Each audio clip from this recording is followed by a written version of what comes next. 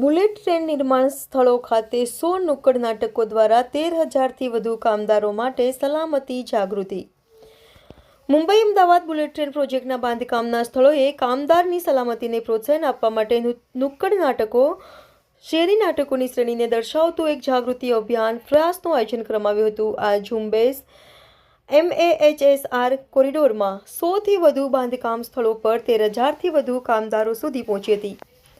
આ વર્ષે જૂન અને ડિસેમ્બર મહિનામાં 2 ભાગની શ્રેણીનું આયોજન કરવામાં આવ્યું હતું. આ નુક્કડ નાટકોના આયોજનનો મુખ્ય ઉદ્દેશ જાગૃતિ લાવવાનો અને કામદારોને આકર્ષક અને ઇન્ટરેક્ટિવ ગોઠવણ દ્વારા બાંધકામ સ્થળ પર સલામતીના નિર્ણાયક મહત્વ વિશે શિક્ષિત કરવાનો હતો. આ પ્રદર્શનનો હેતુ અકસ્માતોને અટકાવી શકે અને તેમની સુખાકારીનું રક્ષણ કરી શકે તેવા સલામતીના ચાવીરૂપ પગલાં પર ભાર મૂકતી વખતે કામદારોને જોડવાનો અને શિક્ષિત કરવાનો હતો.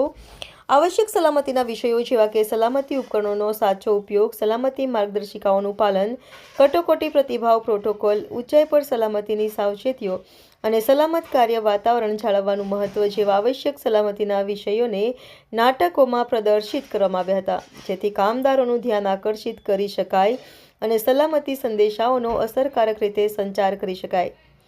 બુલેટ ટ્રેનના બાંધકામ સ્થળો પરના કામદારો દેશના વિવિધ પ્રદેશોમાંથી આવે છે, જુદી જુદી ભાષાઓ અને બોલીઓ બોલે છે.